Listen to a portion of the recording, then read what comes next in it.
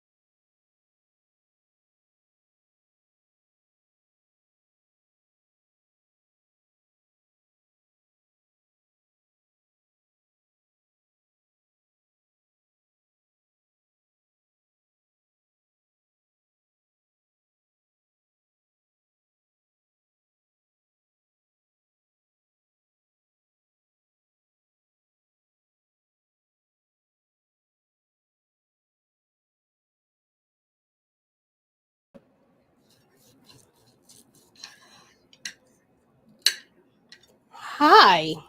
Hello. Okay, good. Hi. Everybody is here. Welcome to Blerd's Eyeview. I don't know where our captain is. You almost caught me putting a mouthful of meat. Meat full of mouth. Hi. So guess what, y'all? um, You get to Whoopty, do you're yours. muted.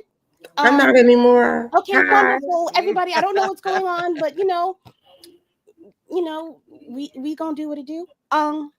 As We're always. experiencing slight technical Welcome difficulties on everybody the to show. Blerd's Eyeview. If this is a real thing. Hey, gang. See, Hmm. we don't sugarcoat it here. And See, you get then, No, you get the real us. nope. But we're gonna. Wow, Tafari, Yep, really, we're gonna get through really, this tonight, y'all. Woo! really, Thank ladies. y'all for showing up. Mal, as always, you are a gentleman and a scholar. Thank you for being here with us tonight. I don't know what's going on. I'm curious, but yeah, I guess we're gonna be talking about Mario's trailer this evening. While Cap figures out his whole entire life. Not gonna hold you. We might need to restart this stream because I am woefully underprepared for what is going to be going on this evening. But I love you all. Cap loves you all. He sends his love to you from the nether world. I don't know where the hell he is. Nether region. The Captain I'm region. hoping that he'll send me a text message to let me know what's going on this evening. But thank y'all for joining us. You know how we do our Yes, we can absolutely, girl, first of all, I have a gift for you. Oh I'm gonna send it Lord, to you by I am so email. behind on watching that. Don't yell at me, okay? I have not been You able to watch wait. it. Do you like horror, Navy? It depends on the story.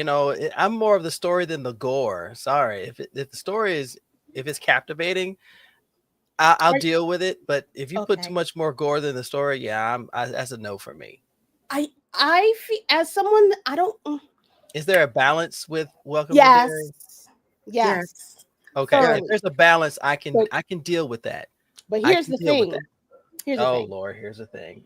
It is a really good fucking story. Which means there's a really good amount of gore going on in this show. But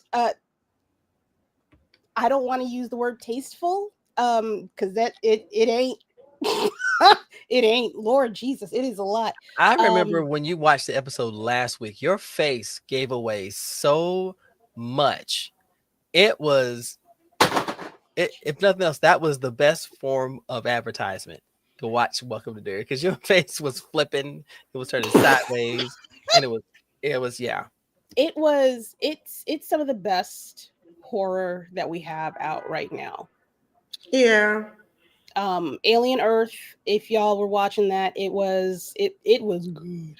It was a It was time. good. It was I good. enjoyed it a lot. Quite thoroughly. But then this motherfucker comes in and kicks in the door, and sprays everybody down with fire extinguisher spray, and then slaps you in your face and tells you happy birthday. So it's a lot is going on at once. Yes, we get happy and birthday early, y'all. Yes. at the end of it, you're grateful for it all, because there will be cake, but also you bust down my door. I wasn't expecting you to do all that. Was not necessary, but I'm glad you're here. And no one's safe. No one, No one. literally No one's no. safe. There's one person that might actually be safe, Mm, but it'll be but he might sacrifice. He might be a See, sacrifice. He's 1,000% a sacrificer. okay, so y'all, you're getting the non-spoiler version, but you're kind of Yes. getting the spoiler version because Yes. they want to say what's going on, but they can't Yes. really say because Correct. Bama gets offended when you tell him too much. Yes. oh, there's gonna be a couple people if you've seen Derry, not Derry, it part 1 and 2. There's a couple people that have to stay alive in order for that to happen. So Mm, Derry, interesting. Derry, Derry. You should be watching Derry if you like. eh, You can eat ice I cream know now when you everybody's. can I have know dairy everybody's. with your dairy. There we go. Everybody's over politics and shit, but if you like political commentary, with a little side of, this is definitely the show for it. You have young, what is it, young love, a little bit going on in here. mhm. What else? What On else? two fronts. Huh? On two fronts. Our little Cuban American friend really Baby, likes that girl with baby, the hair and the glasses. I got one more. I got one more better for you. Oh my Homeboy that's in gosh. jail right now. Technically, that's 3. Oh, we Because got a he ain't supposed to be. situationship going on. Something. He dipping his toe in water that ain't Oh, ain't for him. That's situationship, why he ladies and was gentlemen. found. That is the new it thing. Situationships. Oh baby, this will get you. Ooh baby. There's a, even though it's in Maine, very very northern part of America, they let you know the South has risen again. Right. Very much so in all of Maine. Unbelievable. But Unbelievable. what have y'all been? What else have y'all been into? Because I don't want to. I can talk forever about Derry. Oh, I know you can. Mhm. I know you can. Likewise. Likewise. I've been getting deep into comics. This week has been phenomenal as far as comics wise. Yes, I'm a fan of the independent companies. You know, Marvel and DC, they do their thing and everything's fine. But they released Predator Badlands #1 Oh, the comic, right? in comic Ooh. form. Right. And it flew off the shelves. I barely had a chance to check it out and just said, nope. We, we had people come in and ask, excuse me, do you have Predator Badlands? Maybe. Do you know what soap is? Oh my gosh. Oh Dude, no. Oh dude, you smell like a hot day on a bad night. What is wrong no. with you? No bueno. It wasn't. No. Let's see what else.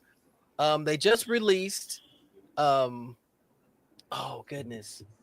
Elseworlds. DC Comics' Elseworlds line has been expanding. So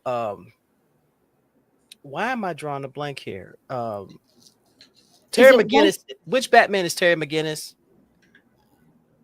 Hey, Batman? Oh, what did I do? Why did you do that to me? Batman Beyond. Spartan's on it. Spartan, get your ass in here. So Elseworlds doing a Batman Beyond and a Static Beyond. They are teamed up. Oh. Yeah, and let me tell you, if this is the same Virgil, homie is looking ready. He is looking so ready. I got number 1 and I'm ready to check it out. It has been phenomenal. Is it grown up? Yes. Oh. Yes. Ain't no fuck around to find out this one. Look, I'm still trying to get my hands on certain copies of the Absolute Batman because, girl, I am intrigued. You'd be better off. I'm gonna tell you what. You'd be better off trying to be a white person because on that one, you ain't gonna find them. But you know what I picked up this week? Say what? That you saw the little book that I had last week. That was the Batman. I forgot which one it was already. Court of Owls. Yeah, Court of Owls. I went back to the store. They had the Authority, a small compact one on the Authority. I know about that. And they also had Hush. So I picked both of those up this week. And they're downstairs in my little reading cave. I've been a little ham because it's my birthday month. So I've been on some treat yourself. Happy birthday to you. Happy birthday to. Okay, let me stop. Because if I go, because the hook on that one is kind of loud, so I don't want to do that to the audience. All right, happy early birthday, my dear. Very much. Muchísimas gracias. Muchas gracias.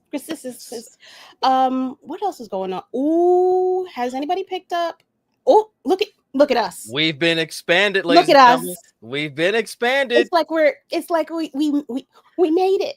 Here in the big time. You see all of my gray hair and my moles. So yeah, you signed up for this, y'all, when you came to Blerds Eyeview. Ninja, we made it. I'm a little shiny. What was I gonna say? Ooh, movie. I got to go to an early-ish screening. The Running Man.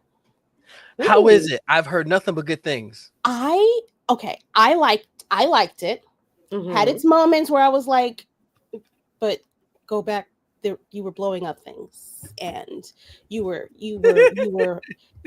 creating anarchy, and I liked a lot of that. What stop it, why are we slowing down? Nope, go further, go faster, hit the button. Hit the button. I liked it. I would give it an 8. I would get an 8. Really? I liked it. I actually like it better than the original movie. Well, the original movie was a slog fest. Let's face it. Yeah, as long as it was. It was enjoyable for what it was, but yeah, it was a schlock fest. Yeah, it was trash.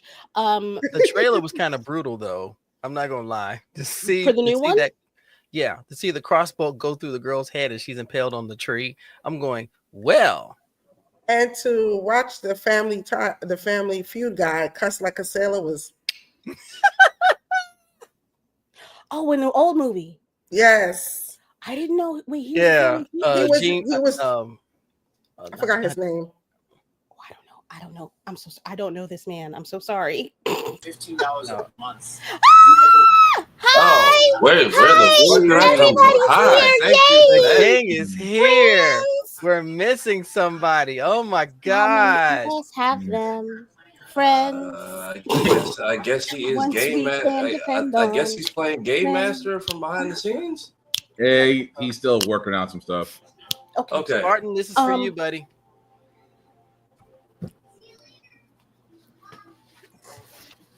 Wait. Wait, is it the new one? No, this is an older one. This is when they started putting these in magazine form. Oh. Okay, you didn't let me finish before you turned your back on me. Okay, before you holler at me, sir. It's from the guy. This is coming to you. I know, it's from the guy, isn't it? No, I've had this one longer than that. Okay. Oh. This was coming to you, sir. I've got 2 of these with your name on it. Oh, I appreciate it. I thought the guy came back to the comic shop. Oh, he did. Oh. I know. I'm telling you, that man is sitting on stuff. Put it like this: he brought in half of what he did before. Mm-hmm. but he only sold us 3 comics. Oh, he's always smarting up. And of course, he looks at me and he says, same deal. I said, you sure about that? My store manager said, yeah, go ahead. All right, cool. He's testing something. He's either testing something or he's trying to see what else he can bring in before he brings in what he really wants to bring in. No, he's testing the boundaries of my storage. I mean, he probably has a storage room himself. But no, I appreciate the Conan all the same. I was like, that guy came back. That was the first thought in my head. That guy came back. He did.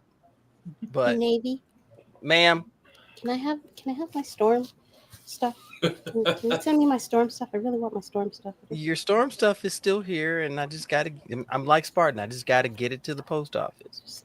I actually have to go past Home Depot and actually go in and get boxes. I passed by Home Depot like the NBA passes paternity test after All-Star weekend. Stop, bruh. Yo. I will say the airport. Ladies and gentlemen, hi. Welcome to Blerds Eyeview. The airport after All-Star weekend is also a sight. Welcome to Blerds Eyeview. Wholesome, chatting about chats. You know what? I hadn't even put the sign out, but I got to put the sign out. Here we go. Well, there it is. That's the best way I can say that, bruh. Well, sir. All right, y'all. What else is going on in everybody's lives? What's going on in the news? Not the news. Not your news. No. I'm not. No. Oh no. Oh no. That is just. I'm leaving that area. I'm leaving that world alone because right now that world is just a firecracker sitting in a pot of gasoline, and I'm enjoying the fire. You know how bad I want to go to the store, get me a bag of snacks, come back, turn on YouTube, and just watch all the stupidity that has gone down. It's like the greatest show on earth right now. How stupid people are.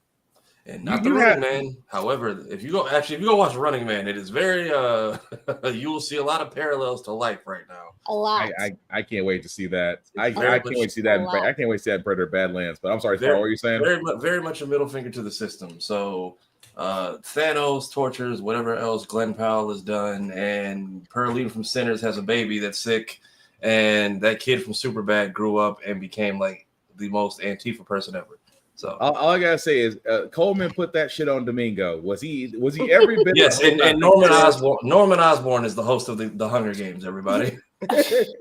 I needed more Coleman. I needed more black people.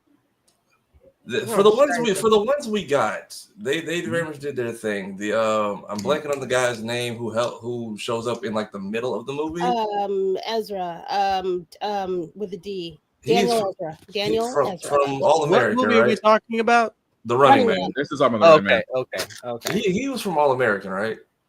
Yes. Okay, I'm just saying the way they've been talking about Tyler James Williams and Orlando Jones, Flex Washington. I need some kind of father-son project because when I saw him, I was like, "Is that?" I'm like, "No, that's not him. He looks too young." But they resemble each other a lot.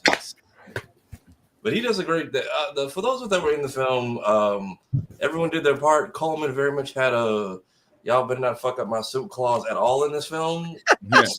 Somewhere in his contract, because even when the skerfuffle started, Coleman was unaffected and just kind of walked off. Yes, literally nothing touched that man. Damn. I would also like to add, I think The Running Man might actually be better than Predator. Really? I guess I'll find out this weekend. I still need to see Predator, but I mean they're both up there. It very much tells it. Also, Running Man wastes like zero time. Like you get started, like have your popcorn and snacks ready. Like when that shit starts, it starts. Like there's no build up, wait for the play. Nah, like right into what the problem is and everything. Honestly, for both movies. Literally, Predator 2. Now they get to the YN stuff real quick. I need the rib guy back at the movie theater. No. Yes. No. I need him to show. I need him to show up like a blessing in church. I just need him to show up when he needs there. See, here's a great thing about the weather changing. You can bring more food into the theater now because you have to wear a coat. Man, we had cold in Dallas. We had a cold front in Dallas for all of like 12 hours, and now it's hot again. So It's hot up there again too. Weren't y'all on like freeze watch right next to Florida too? Like what? It's that false winter. It snowed one day. It's November. Send the snow. My folks in Chicago are getting theirs, and folks in Canada have got theirs. So hey, a lot of cosplay plans were ruined for people on Sunday at the expo. Go ahead. I was going to ask you, Spar, how did the Sonic Expo go? It was great. Okay, I will say now that I got the nice clip out on Tuesday, and whoever's handling parking, y'all some fucking hoes for that. I just want y'all to know, like y'all. So it's one of those. It's one of those smaller events where like it's linked to like multiple buildings. So you have the convention center, which is linked to the hotel, but next door is this rodeo, and they all share a parking lot. A rodeo. I didn't know it was there either. I just know, but like it's not used very often. It's also an event space like right adjacent to the building. So normally parking is free for like the entire area. But if you want to be technical about it, this much of the parking lot belongs to the hotel. This much belongs to the rodeo. 2 years in a row, they did not care. We parked for free. So we get there on Friday, and apparently they're charging $10, and nobody told the venue or the staff that they were going to be enforcing what they legally were able to do. So on the internet it's free. You pull up and Hector and them is like, no, $10. And the problem is the only English this buddy knew was today's price. So he knew 10 and 20 and that was it. And I'm like, I'm not gonna cause a scene because I got shit to do, but I know some Karens will, and they did. Like the police came, it was a whole thing. They're like, okay, technically they can charge because legally they own this area of the parking lot. They are just being kind of dicks about it by not telling you they were going to do it and enforcing this last minute. So gotta go fast versus 8 seconds. Hey man, look, I'm just saying if the Frosty people pull up in that truck, we're not gonna feel too sad about it. Like, I'm gonna tell you the craziest thing about if you have multiple events happening in the same venue, there is a lot of cross traffic happening. And everyone is interested in what's going on the other side. I judged a Yu-Gi-Oh! Championship Series tournament in Pittsburgh. At the same time was a Supernatural convention going on. So imagine how it was when you have the cast of Supernatural coming into the Yu-Gi-Oh! Tournament to see what it's all about, including Castiel. Let me tell you, there were some folks that lost their total mind. I was like, oh. So you saw a whole bunch of flannel versus a whole lot of people dress up like Joey from Yu-Gi-Oh! There was no one dressed like Joey from Yu-Gi-Oh! That is a misnomer. They were dressed like Kaiba. There's a difference. Screw the rules. There's an opportunity there. Screw the rules. I have money. not even a Bandit Keith with a one piece. That was the messed up part, though. That was the messed up part. The rodeo wasn't happening. They just found out that there was a bigger event, so they sent like 3 of their employees on their off hours to just like set up cones and like block the air. So like you couldn't get around them. They had blocked like all the entrances and exits, put up a gate between their area and the hotel area, and were like funneling people in. And then Saturday, when they were charging double, brought people to like keep people from just. So yeah, it was 10 on Saturday, on Friday. Bandejos from Jump Street. 10 on Friday, 20 on Saturday, 10 again on Sunday. But I think some people just said, like, I'm not doing that. It says free on the website and drove around him. So he brought people with him on Saturday, and they had like cones blocking off the area, and they were like funneling folks in.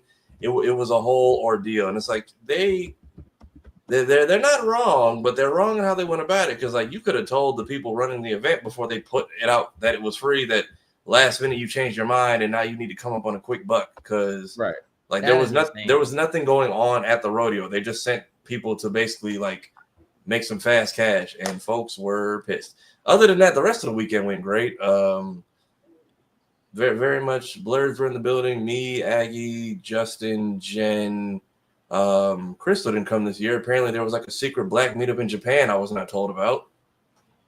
All the Every every single streamer in existence that had melanin was in Japan this past weekend for different reasons. Apparently, they all found out at different times they were there. So there was a sale. I don't know. There had to be because Toasty Marshmallow.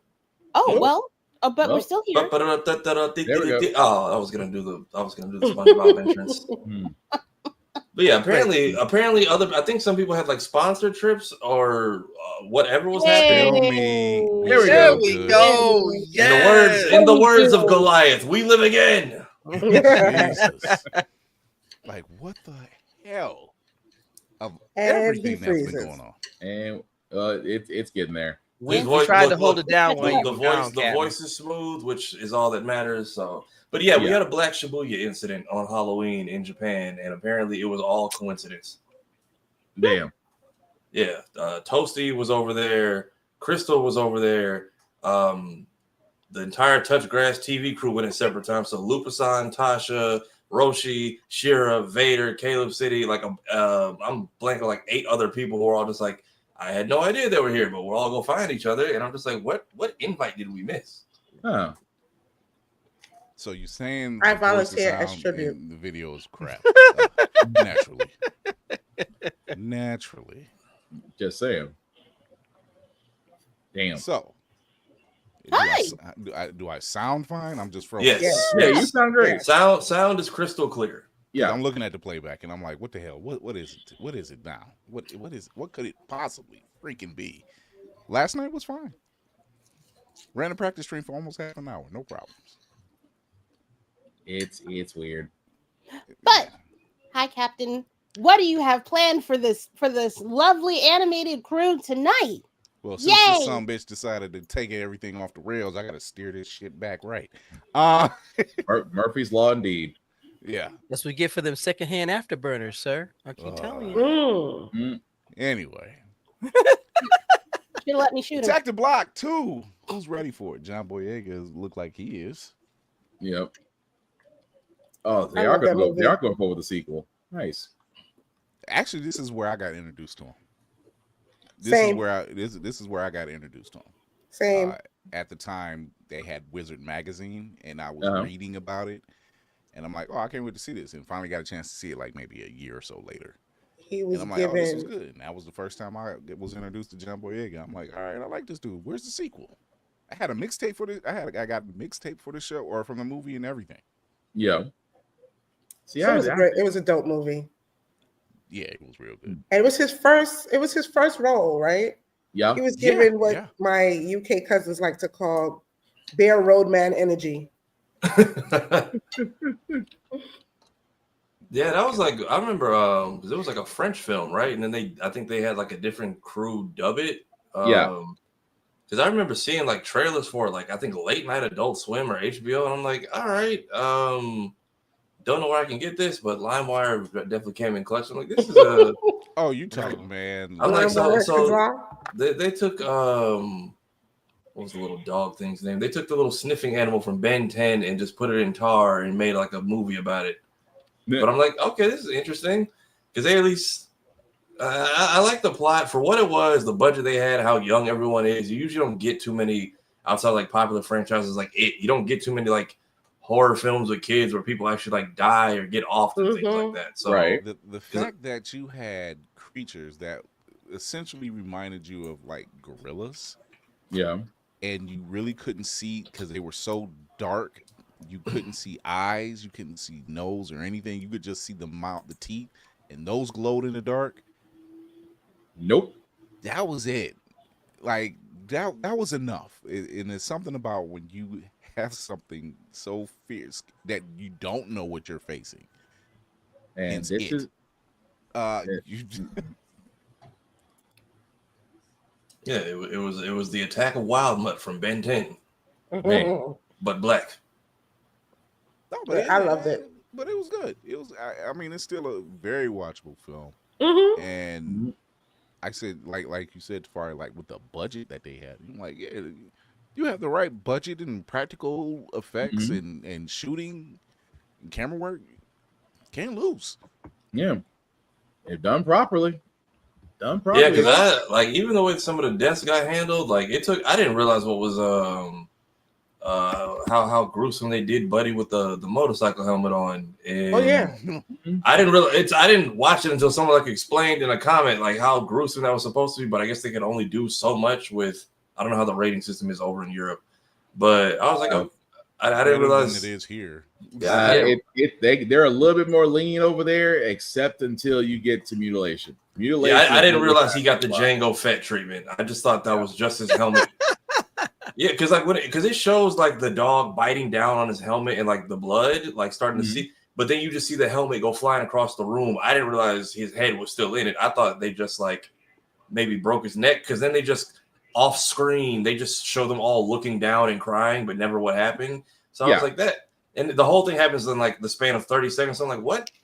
I am confusion. And to think he died. I feel like that he died. Well, I didn't realize he was headless. I'm like, we didn't watch other people get bit in the face and shit so far. Why are we now not showing the body? I thought his neck literally just broke because of how fast it ripped the helmet off. But I'm like, there's no head there. That's a slick way to get around ratings, though. Yeah, which is what I realized they were doing at the time. Which again, Predator doing a great job at it right now. It's like trying to watch The Walking Dead on public television. You're going to see a lot of cutovers and scenes, and just straight to the next scene that don't make no sense. Yeah, I think they tried that. They tried that with Preacher, and I'm like, I think they put it on TNT, and I'm like, it was on TNT. Preacher, why bother? No, why bother? They tried it. I watched about 4 episodes, and I was like, I'm good. I mean, don't get me wrong. I love Preacher when it was in the more network available areas, because that's where it should have been. But Garth Ennis's masterpiece should never be on public television. That's the word. That's the phrase. It should never be on any kind of public television. It's like Preacher on TNT, and I'm like, yeah, they're gonna cut a lot out. I still laugh my head off when I saw an actual pastor was going to a comic book store, and he's like, what do you think I should read or I should bring to the church? And one guy was being petty and said, go pick up Preacher. It's about one. I had to stop him. I stopped him. I said, sir, don't listen to him. But he says about a preacher. It is a preacher. Please don't take that to your children in your church. Please don't. That reminds me of a woman I used to work with years ago. Mm-hmm. And when Watchmen first came out, and she was like, yeah, I'm gonna go, me and my husband, we're gonna go see it. And then I'm like, all right, that's cool. Yeah, let me know what you think about it Monday, because I had already seen it. Mm-hmm. And she went and she was like, yeah, we ended up taking my son, and her son at the time he was not of age. Let's just put it that way. And she was like, I didn't know that the blue man was gonna be naked. I'm like, no. When you sit there, it's like, so what did we learn? You should have asked me. I was like, just because everything's a superhero movie does not mean it needs to be seen by certain people. That was the part she caught on. She was like, it was but they said it was a superhero film. I'm like, yeah, but and your point. Like, again, just because it's like someone wanted to go see The Punisher, I'm like, don't, no. It's not your speed. But I still want to go see it. Okay, my conscience is clear. Go see it. And they come back. Why didn't you warn me? I tried. You're like, oh my God, my eyes. All of a sudden, I have to watch The Gates. Why? That's you sit there and say, you know what? You'll be that person in the horror movie that wants to go check out something despite all the obvious warnings, but get mad when you see the cleaver go through your chest. No self-preservation at all.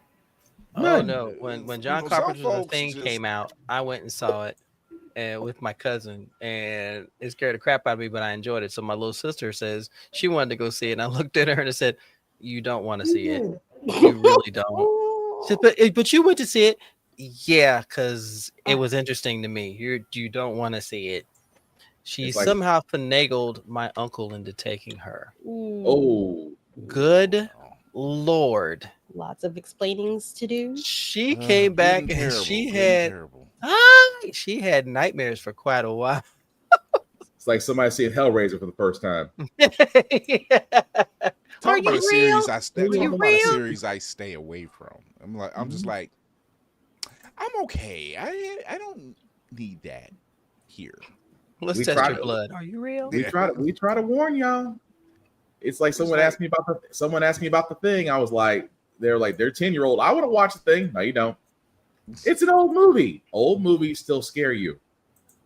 So I have a question for the fact that every time, and I've seen at least the first 3 Hellraisers, and the only thing that rings in my mind when it happens is, you know what the box does. You heard about what the box does. They flat out told you. Still messing with the box. The Xenobites literally told you, if you solve this puzzle, your reward is that they torture you to death for eternity. That's your reward, and they tell you all the time. It literally, I'm surprised it's not actually on the doggone puzzle box itself. Like, warning, you will be tortured if you solve this. Wait, what movie is this? Listen, Hellraiser. I learned early on. I've seen people with props, and I'm just like, don't put nothing together. If you find it hidden somewhere, don't pull it out to show the world. It's like leave it where you found it. As a matter of fact, here's a very good example of that. What you're speaking on, Navy. Someone had a video the other day on IG, and they were going through one of their people's stuff. Like, I guess, someone passed. They probably had a storeroom or something, and they came across a book, a very colorful looking book, but it was locked. And he didn't see the lock right away, so he was trying to open it, and he noticed the lock. He was like, "Oh, locked for a reason," and he put it to the side, and he never did anything. And see, that's how you solve that situation right there. I was gonna say 967 evil. 967 evil was the same way. Oh boy, looked at that number and said, nope. He just handed his friend. He said, "What number is this?" No, I don't dial anything that's got a 9 in front of it. It never fares out well. Well, James Gunn has confirmed it. Man of Steel, not Man of Steel. Well, Man of Tomorrow has officially been confirmed that the big bad will be Brainiac. Yep, we kind of knew that already. Yeah, that was a no-brainer. No, they were just waiting on Gunn to confirm it, and I'm just like, pretty much. Come on, it's James Gunn. I mean, we're headed. Between the lines. We're headed toward the Authority. We are. With that being said, we are just maybe a good arc away from the Authority now, and Legion of Superman. So we're not that far. Oh, actually, I'm sorry.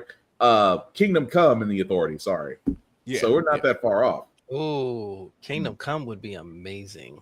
Oh yeah, if done right. If done right, exactly. If done correctly. I thought he said he is doing like some iteration of that. I thought that was confirmed. He danced around Kingdom Come. Mm-hmm. He said in other words, it sounds more. It's more like he wants to do it. Mm-hmm. He's trying to figure out how to address it. That man's clout has built. He doesn't have to address anything. Just go to them. I mean, not so much address it for the fan's sake, but for the story's sake. Yeah, or how to present it. Yeah, because if you're trying to present the gods and monster storyline, Kingdom Come would have to be somewhere in the middle, but it's got to be hard to do if you look at where Superman is right now, considering where Man Tomorrow is going to end up. So there's that too. But a live action gods and monsters, I'd go watch that.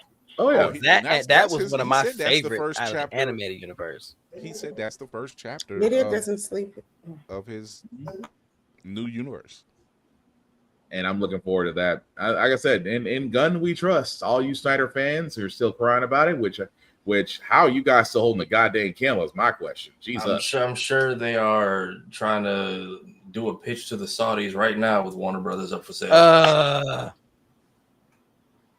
was trying not to invoke a certain person. I was trying not to. As soon as you said that, so they are crowdfunding. They are crowdfunding trips to Saudi Arabia right now with a whiteboard and some hopes and dreams. Like that just turned my whole stomach, bro. I'm just saying, it's just look. As long as Mappa and Funhouse remain where they're at, you know what? That's cool. As long as other independent studios are still not falling for the They're not falling for the trips to the desert. I'll put it that way. As long as they're not falling for the trip you to mean the the desert. banana in the tailpipe? Is that what you mean? Yeah, they're not falling for that. I mean, look, if y'all want to buy One Punch Man, I'm not mad at it because somebody needs to give that show back some life. Like at this point, you know what? And I almost never complain about animation, but shit, man, like this is took all this time off for this because see the first episode, and I think now episode 4 look different. I don't know if it was rushed. I don't know if they're trying to go a different animation style, but go back to what you did in 2 and stay there. Hey, it's a different studio it was already okay. So that's it. It was already hard because Madhouse set the bar high on season 1, which then gave us Mob Psycho because it's from the same creator, which is like, damn, we got an entire series of Mob Psycho between 2 seasons of this show, and that show was phenomenal with like Ed and Eddie outlines, and that story was great. Meanwhile, they had I think Mappa did Madhouse on season 1. I forget who did. And they did just fine. I get the bar was set high, but season 3 is like, damn, did y'all try? Like, was the budget pebbles and biscuits? Like, it is. And I think you're about this is what the show has been building up to, and that's the worst part. So there's like, if you look at like the manga compared to what we're getting now, like, and the problem is, it isn't the show is just bad. The problem is the show isn't just bad. That's what's capping off the weekend. So I can't pretend like I didn't just watch Spy Family, Dr. Stone, My Hero. Can I please ask for one more thing? And then at the end of the weekend, One Piece followed by that. I'm sorry, but every time I go to My Hero, I'm just like, Bakio, fuck them kids. Fuck them kids. Murder, death, kill. I need to catch up on the series because I did catch that clip and I'm like, oh God, let me. I fully understand why All Might has been so stressed out because like, what do you mean? I literally took like the entire left side of your temple off and you got the nerve to still be alive, and you wait until I pass my powers to this defenseless teenage boy to have the nerve to still be living. You were Alexa, Play thought I was dead by Tyler the Creator. Why are you still here? Like, I sacrificed half my respiratory system for this shit. Look, you did that whole battle between All Might and All for One was like, you mean to tell me that was a useless final battle? That was it meant nothing? I got the song and dance of it all meant nothing? None. But with that being said, Kira, Gachi Akuda. That's another one. I can't watch Gacha Kuda and then pretend like One Punch Man is okay. Like, especially with how they're handling hand-to-hand combat. I'm not caught up. I thought the season ended like 2 weeks ago, and I was wrong. They coming out. They putting it out there. This is very enjoyable. They're doing like cores now, and now it's like you can either get 1 or you can get 2. So like, here's this arc. It might be together. Which is why you'll get 12 episodes and then a new opening ending on 13 through 24, which is what they're doing. Because I'm like 3 weeks behind, so I've been catching up in release order. So I'm like, all right, like Gacha Kuda's great. One Piece has been popping off. Way to snitch to the whole planet. Congrats. We're all now complicit to the world's crimes. And you keep trying to bury history, someone will dig it up. Rest in peace. Mermaids. The mermen are also black people confirmed. Mm-hmm. And you also have time. Token Anki is actually really good too. I'm really enjoying that one. Wait, what was that again, Navy? It's called Togen Anki. I started watching that in the gym. It's freaking worth it. What if the bad guys aren't the bad guys and the good guys aren't the good guys? that main character, he's finding out that you and Oni and that your blood power say, you know what? Fuck this training. Just straight brute force. Yeah, but it shows you the racism of the Momotaro. Mm-hmm. What is this show called? It's called Togen Anki. Tougen Anki. Okay, Anki. let me go look this one up. It's a good one because it really is good. The Oni are the demons who genuinely just want to live in peace, but the Momotaro are the humans who want to eradicate the evil Oni. And you found these are all some sons of bitches. They're the How homelanders of the anime. Reality is that though? It's not far. Hey, well, One Piece currently. I said my theory. It's very the mermen are very much giving the meek shall inherit the earth after these last 2 weeks. Also, you have a perfect chance to catch up on One Piece, literally from the beginning. You can literally watch it from the beginning and catch up during this hiatus right now. I think is that we finally know the secret, some of the secret of the Void Century, which has been like a series long issue and ruined 20 years of one character's life. And I'm still on the idea that I think Roger and his team, they all knew the entire time and just didn't tell anybody. I think they've been secretly trying to prepare everyone, but they just they can't out it, or they're just gonna murder everybody who knows. Also, Apothecary Diaries. I did watch the first 2 episodes. That's messed up. I mean, I still want to watch it. Messed up. Part? The first 2. Says which part? Okay, but it gets better. I was trying to get to the part where Tafari sat there and said, "What do you say? Where old girl mean mug dude in like 0.2 seconds?" Yeah, when he mentioned I think it's like halfway through season 1, but literally you blink and you miss it. Like, okay, because remember when he first mentions her dad, and then he like literally in the same breath he's like, "All right, I won't do that again." Oh, right. Like it's literally like a flash of 2 very well drawn panels. Yeah, but like it's a sore subject, and then they're gonna deep dive as to why. But I was like, damn, I missed this the first time I watched it. That was a very much don't fucking do that again. Yeah, and again, even the Yap sessions in Dr. Stone and that show, much better. That's a show I gotta catch up on. Oh, wait till you meet the Americans. Yeah, wait. Literally, I was locked in, and then my schedule had changed, and I'm like, I would normally watch it crack a dawn. See, you could just season 3. You could just call School Shooter, like at this point, because that's literally all the Americans have been amounted to. Because literally, when you look at it, it's just like bang bang, and it's like, nigga, we just came for corn. What the fuck? Like, literally, we just came here to borrow some crops. And the first thing you do after 3,000 years, first off, you work on like astronaut shit. Why are you so proficient in guns? Right. And then it's just, and then you don't realize how much time is passing. So for like 90 days, they're just like, how can we shoot these school children?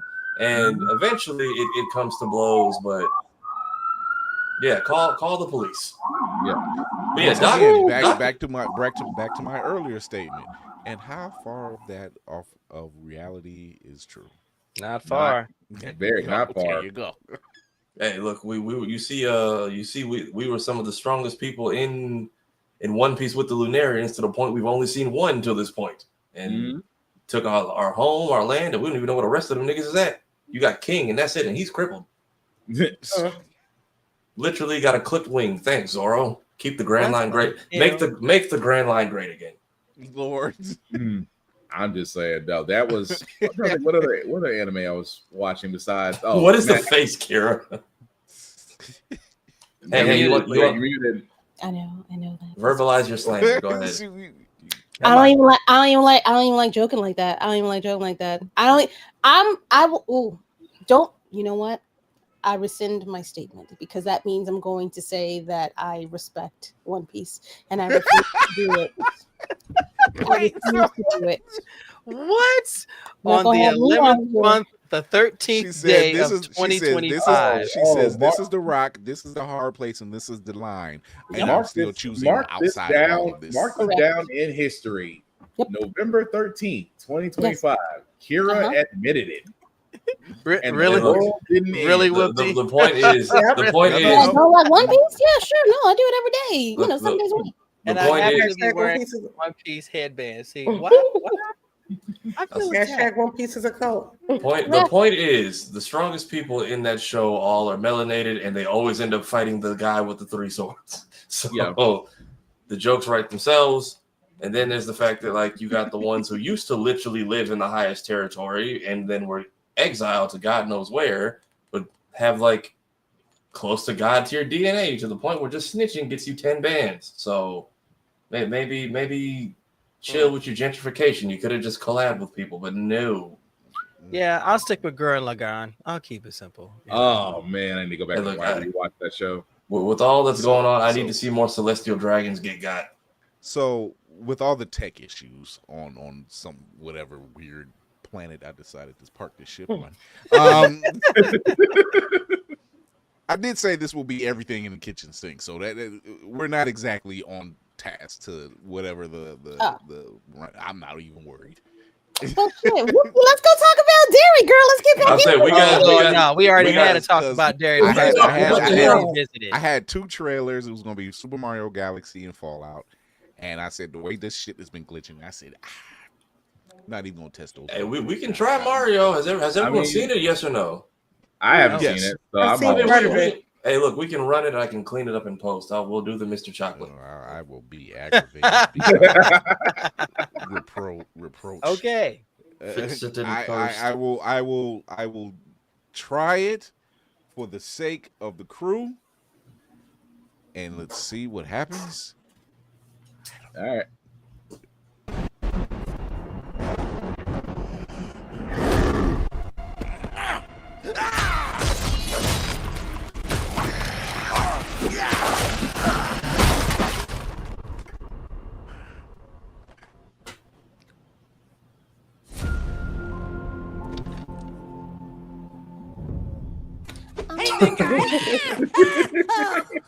You wanted to see us?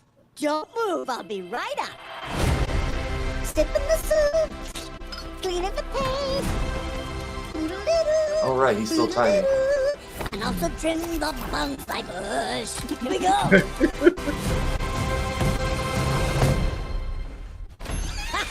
Hey, Luigi. What's up, Mario? Behold, I made a masterpiece for Princess Peach. What do you think? Love the colors. It's trash. Oh. How dare you look at my masterpiece and say that? I'll burn the skin off your bones. Wow. Fireball jutsu. Sorry about that. That's the old Bowser talking. Still working through my demons, I suppose. Anyway, I need my 8 hours or else I really turn into a monster. Wow.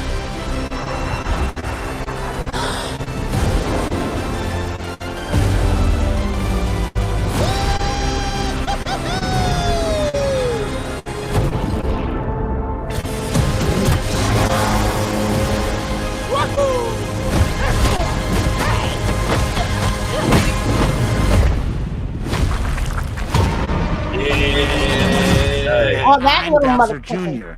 And I'm going to be taking my father now. Mario Sunshine.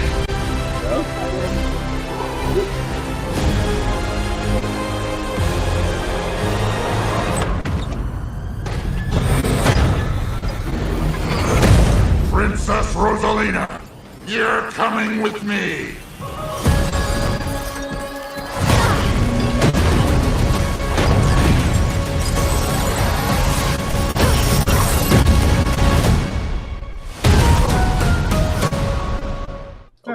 Marvel? Okay, Brie Larson? Yes, they are taking a little bit from Odyssey too. So Odyssey, Galaxy, dang. Sunshine. Sunshine, yeah. That's a lot of sunshine in there with Bowser Jr., which I'm so glad because like they just threw that in the trash after one try and I don't get it. And Sunshine was actually fun to play. It was, but the fact that like they actually let Bowser and his son talk. Yeah, true. What do you got, Kira? I was going to say, just look at the company that closed it. They are very much anti-fun. Very much. Count it. It does look fun. This is also true. Peaches. I think they're starting. I think we had this conversation before, but I think certain studios are starting to figure out, as far as the video game franchises, what works best. Yep. Like in what medium? Like Mario works best in this type of animation. It just does. Just don't ever do live action again. You know, I still have never sat through that. Like, I remember seeing that tape in Blockbuster and everything just telling me, don't. I will just go with the cartoon that has the PSAs about not doing drugs and this giant Italian man. Too far. I had SpongeBob's voice in there. I don't need it. I don't need it. I was like, I'll just go with the Mario Brothers cartoon where, you know, the big Italian man in the overalls. Hey, kids, remember, don't do drugs or you'll go to hell and you'll die. I just Captain Lou Albano. I just don't need to. I just don't need to see Dennis Hopper as Cooper again. I just don't need to see. That was a mutated Cooper. My young self watching Super Mario, the live action Super Mario movie, and just kept saying, "What is going on?" I mean, they had Super Scope 6 rifles. That's always like, Nintendo, if this was product placement, this was the worst product placement you have ever done in a movie. What about this part, Spartan? Oh, I think I'll name him Yoshi. That's not fucking Yoshi. That's not Yoshi. Yoshi, that mutated basket case was not Yoshi. I'm curious to where he plays into in the movie, because we saw his egg at the end of the last one, and I figured it was going to be like a Mario Land or Mario World, but the fact that we are jumping to Galaxy with I'm curious if Rosalina is actively with them, or if she is telling like a long time ago in a galaxy far, far away type of tale. Because Brie Larson, they're not gonna sidetrack. I mean, not sidetrack, but if like it's two plots in like two different time periods taking place. Oh. I did see a clip where she is telling a bedtime story. Yeah. So it might be a little column A, column B. Sounds good. I will confer to say that. But like once again, this franchise works best as this animation. Yep. Minecraft wildly works best as a live action. Actually, not bad. Actually, me and Chad sat down and watched it. I understand that. I understand Chicken Jockey now. I don't want to. I've never same. I understand it. I've just never seen anyone a whole theater in real time quote a film as they saw it for the first time. Like that was some, like, not even an Endgame. That was some different shit. Oh, I just sat there and my son was like, I will never do that in the movie theater. I said, good, because I would have whooped your ass if you did. Like they didn't scream like the TikTok people were doing, but like literally everyone in the same time just went, oh, Chicken Jockey. I'm like, what the fuck is happening? Like because my friend took her Tafari, did you feel old? Did you feel like some? Because like I'm like I grew up on Harry Potter and Twilight movies and whatnot. So like I'm like, of all the franchises I grew up with, never had a moment like this where everyone was like, I mean, like Cap lifting the hammer and stuff, cool. Things we're seeing comic book references. Never where everyone is verbally in sync in real time. And I'm just like, required a certain level of crazy. They were all under the age of 12. Don't you do it, Kira. It's like, what is? Don't you do it? Don't you freaking do it. I mean, the same. But I'm saying, like, what Minecraft came out when I was in high school, and that's like I watched all my Counter-Strike friends leave me to go to Minecraft. So, like, I remember when like your inception. So it's so strange to see, because my friend took her 2 kids and she's like, I don't get it. Like, this came out when we were teenagers. They're quoting it in real time. What the fuck is happening? I am so confused. In other words, what Tafari is describing is the scene in Weapons. Yeah, with the kids. Listen, it was just like that in the movie theater. He's like, what the hell is going on? It happened to me. It will happen to you. Yeah, that was some. But at least this also gives Illumination something else to make besides the new Minions movie like every 6 months. Which they're doing anyway. Low key, those Despicable Me movies be funny as all get out. I've only seen the first one, but I'm like, damn, how many of these are there? It's like all over Universal. They got like Minions. Like even when we did like a joint broadcast when I was in radio in like their studio at Hollywood, not Hollywood Studios, Universal Studio, City Walk. They had like, it was all Minion themes, the mics, the table, the seats, the hallway painting. And I'm just like, damn, like how many of these are we gonna like Shrek and get this much love? The whole Despicable Me franchise, the Minions franchise, they actually all the movies are good. Mm-hmm. Pharrell Williams really got another jump start in his music career. Yeah, thanks to that franchise. That man has Illumination on lock, because every movie they've done, he's been a part of the soundtracks for them. Did they do Piece by? Was Illumination who did Piece by Piece? Or was that a? Okay, that makes sense. Yeah. I'm excited for this movie. My sister's already asking if we can go see it when it comes out. I'm curious if we'll see the rest of the Koopalings.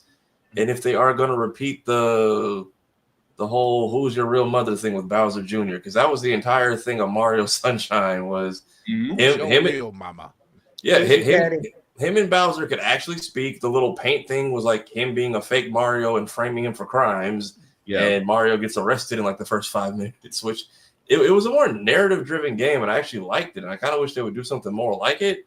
But then the fact that at the end of the game, he's like, yeah, that's not your real mom. He's like, I knew, but I'm like, are y'all ever gonna actually explain that? Like, who laid these eggs? And I'm already seeing people make the jokes of like, maybe just let Bowser be an artist. I mean, we've already seen what happens with one dictator when you took him away from the fine arts. Ooh, hello. Right. So Batman was mentioned, which is a movie I did not watch. Was Borderland. I heard some. I haven't seen it. I not interested. Hey, man, look, when Kevin Hart pulled up to sign that car at Comic-Con, it left in like 45 minutes. I was like, oh, you're just not gonna. Oh, that's not good. That right. Then the game shot itself in the foot or the director anyway. Like, nah, Pitchfork decided to say something that he should have just kept his. You know what? I'll leave my comments to myself before it goes into our territory. I mean, that's. I'm not even a big Borderlands person, but I know how much people respect that franchise. So for him to say like, yeah, if you like the game, you'll find the money. Like, damn, wow, and that is the most crack sales pitch I've ever heard in my life. But and that's what made me talking about. But that's what made me mad as a Borderlands fan because I mean, 3 was crappy, but 1 and 2 were cool. So looking forward to 4, and then you come out and say, well, it's $100, but you know, you can afford it if you really want it. Really, Mr. CEO? Yeah. Oh, she definitely was. This is what I'm just like, okay, y'all try to too old for Lilith thing. That only works when you do like rom-coms for high school and college people. And Kate Blanchett isn't part of any of that circle. It made me mad because Roland in the game is like 6'6". Kevin Hart is 5'4", and you basically just nerfed one of the best characters in the game just to make a celebrity feel comfortable. That's the part that I'm like, just really? Don't be wrong. Can we get Ariana Greenblatt in a? She's already been part of one good franchise, which is Ahsoka, but can we get her in a franchise where she can actually shine? Please, right? Like she's popping up in different things that we know, and yet nothing. Like I said, Hollywood. Claptrap wasn't bad, but no, I just didn't get bored. I didn't want to get Borderlands the movie a shot, and neither did Borderlands 4, but no. I mean, Nintendo and Endgame because she was Baby Gamora. I always and then she was Baby. I wish the PlayStation characters got more because the Ratchet and Clank movie was actually really good. I'm sad that didn't do better. And then I know there was a teaser for a Sly Cooper franchise that didn't go anywhere. Why do we not have a new Sly Cooper game? I'm sorry. Sly. These are once again, these are franchises that could work. Mm-hmm. That could really work. Like if you have movies like The Bad Guys, that has a sequel and a television show now, you can do a Sly Cooper. Right. You can do it. There was supposed to be a movie at one point or a TV show. PlayStation backed out. Yeah, backed out. Yeah, they had a trailer and everything, but I don't know if the first Ratchet movie didn't perform well, but it's like Ratchet has been like rebooted twice already and it's still putting out, I think, nothing new for the PS5, but it's had like some new things come out and get ported, but like all the Jag games have been put, and the Sly games have been put on the PlayStation Store with like slight upgrades, and those are fun. I'm just like, we could be doing anything. We'll just pretend that 4th game didn't happen and say it ended at Jack X Racing, which I still haven't played. But a cracking time with Ratchet and Clank was fun. This goes back to when you have people in the industry of fandoms that we love not really understanding the fandoms that we love. Yeah. Like if you were to come to me and say, hey Chris, we want you to work at this video game company, or we want you to work at this movie studio, and they're known for something very nerdy. If you sat up there and said, Chris, we want you to work at Lucasfilms and you're going to be working on Star, I'm like, look, you caught me at Lucasfilms. Mm-hmm. And the minute you said I'm like, I'm in. I already know what you're going to say. I'm in. I got one money maker right now to whoever owns Def Jam. I said, look, all I need is a blank check and someone to figure out the rights to Vendetta. What do you need the blank check for? Because I am going to remake it, but I'm also going to include everybody that I can on there, hence the blank check, because they ain't gonna come on this shit for free. See, because I was like, good. Yeah, it's just it says so much, and this is something I've always lived by. I've always noticed that people that are in the suits who don't know, who don't all they see, who they don't care. Right. We've talked about this. You know, look, Ryan Coogler's Sinners did fantastic numbers, critically acclaimed. It's obviously going to be listed in one of the Oscar run. Pretty much. Yet, what's the first thing the studio says? We need to make it 2. No. If that's not what's planned, leave it alone. Yeah. It doesn't. And I'm actually glad. I spoke about this with someone earlier today at my job. Mm-hmm. I said, Big Trouble in Little China is a cult classic. Mm-hmm. Would we like to know what else Jack Burton was up to? Of course. Yes. Would we like to know what Jack Burton is up to right now? Not really. No. Let it be a mystery. There was only a certain time frame to be able to do that. And once you surpass that time frame, it's no longer worth it because the main cast is either older or dead. Yeah. Yep. I mean, it's just like there's no Shan anymore. Shan is gone. I think there might be a universe where I forgot what his name was in Big Trouble in Little China, where he is head of the whatever syndicate or organization he was a part of in Fast and Furious. Wait, what? Wasn't he in Fast and Furious? Am I crazy? Yeah, Mr. Nobody wasn't. Mr. Nobody was. Yeah. Kurt Russell was in Fast and the Furious. Yeah, I think there's a world where there's a connection. I didn't know where you were going with it for a second. That's why I was like, wait, what?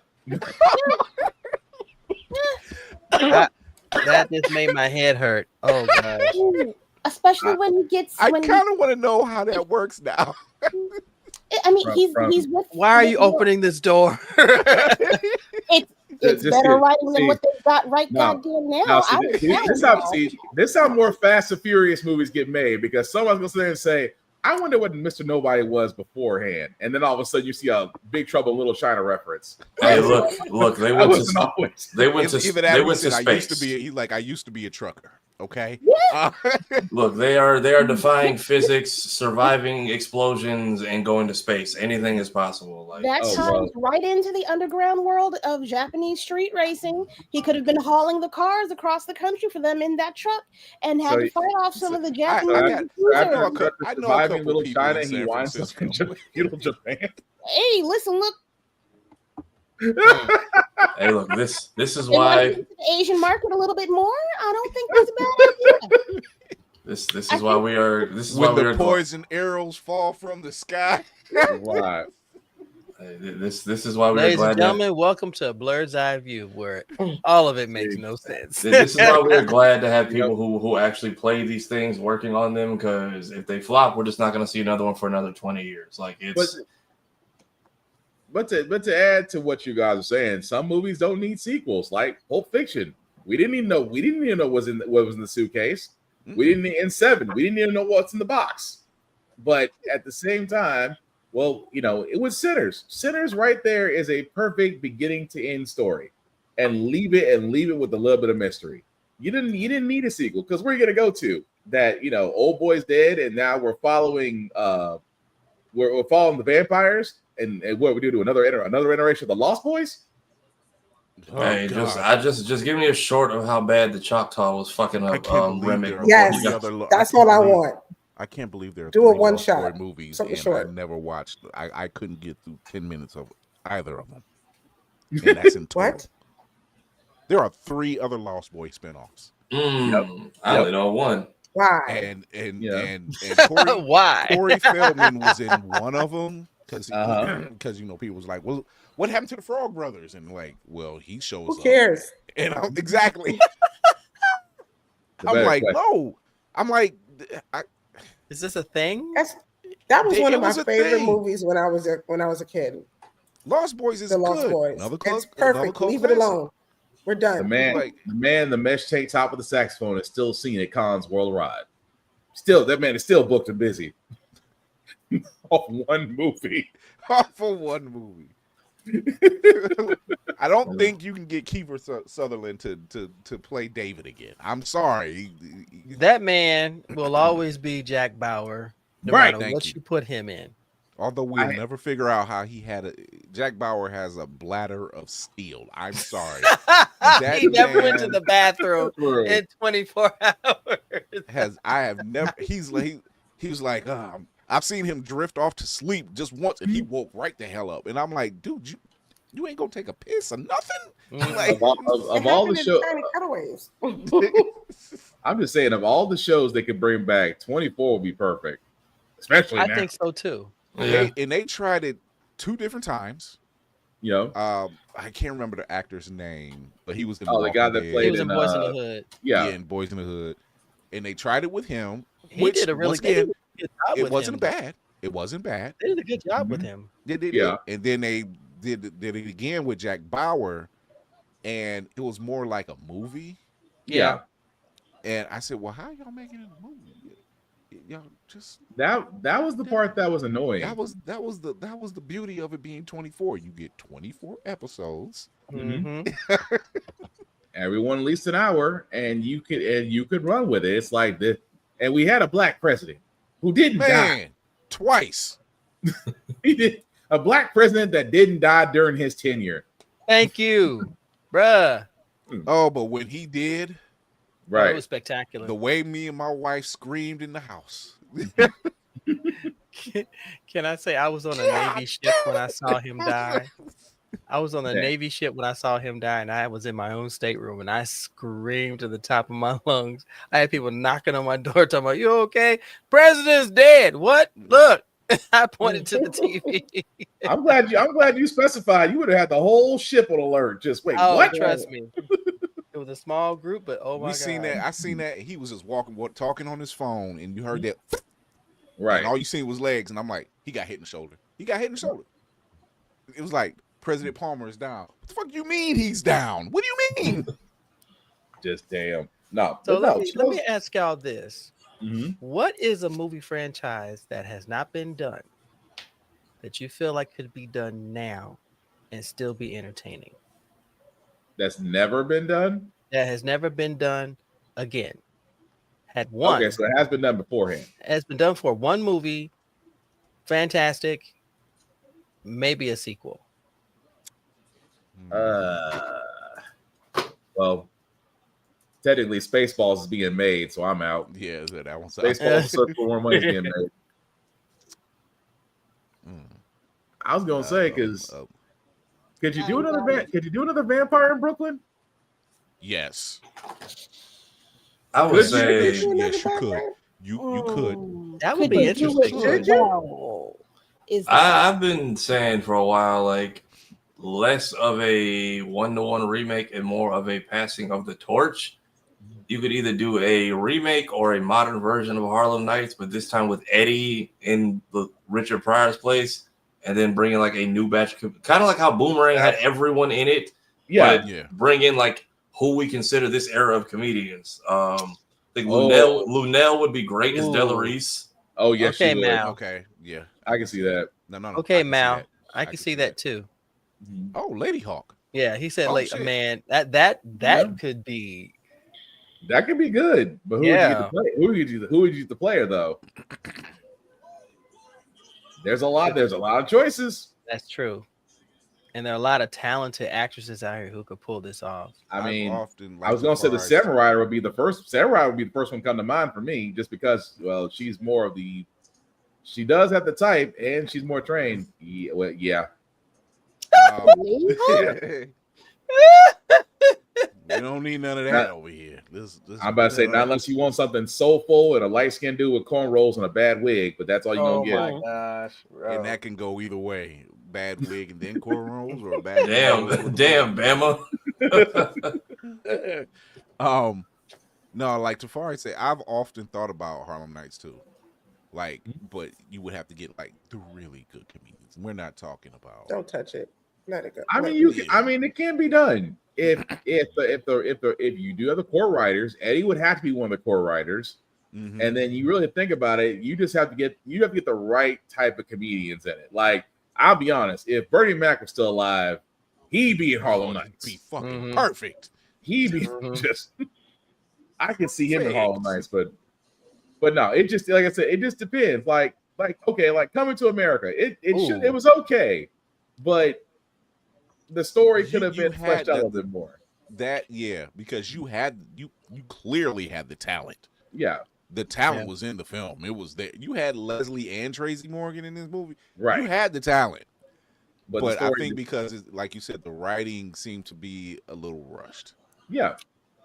But how about Do the Right Thing with the current climate? Do the right thing with the current climate. Yeah, this climate right now. Yeah. Spike would be. I mean, you would have a mean. Whoopty said no. She shook her head. I mean, a different Radio Raheem. Yes. Man.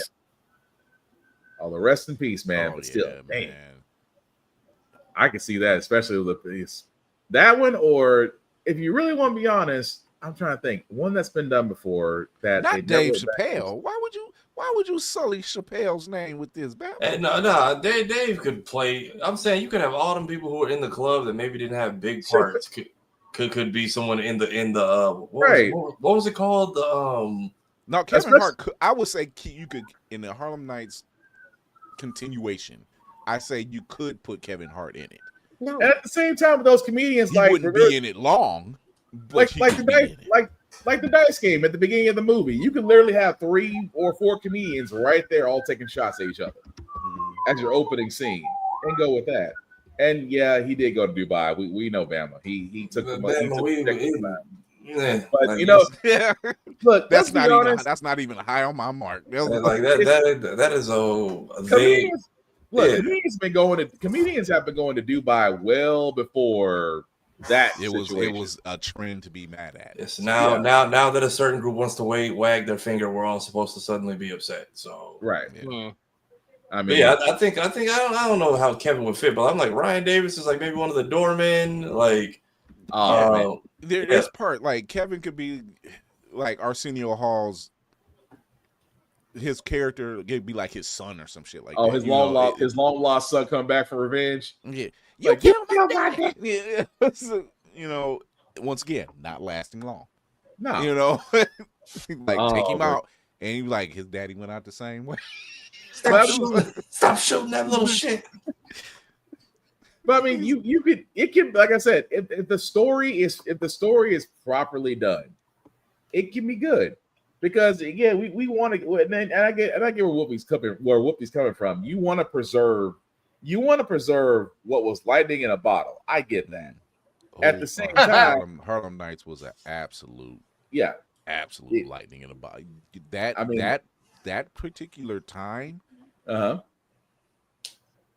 you had the upper echelon of black comedians, locked in, they were like you had generations locked in. You had Eddie, Richard, Red Fox. You know, then you're bringing in Jasmine kid's name. I can't think of his name to my life. Robin Harris. Robin Harris. You had a plethora of massive. Hell, I wish Flip Wilson was still doing anything around that time. Like massively talented black comedians, and it was. I'm just like, where do you turn? Everywhere. Right. Because it was talent all in the. You can't tell me that time on the set was a time on the set. I mean, you got to see Della Reese before she got saved. I'm like, that shit. In my mind, I'm like that can easily be Lunel, like in a modern day film.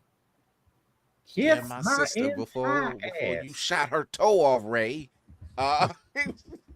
But yeah, see, it can be done, but I think the key is finding the right talent, not these flash in the pan type comedians, not these live stream, Twitch people. Yeah, and also at the same time, it's kind of hard to think about because we're now getting a different world. We are getting the reboot on Netflix. Yeah, it's not even a reboot. It's a continuation. Yeah. Sorry.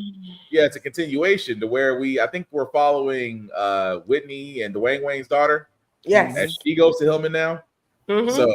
So yeah, I mean, we're getting that. So and also Debbie Allen is a showrunner, so we know it's gonna be very well taken care of. Not only that, not only that, don't be surprised to see some old faces show up, man. Because it would be a travesty not to. Right.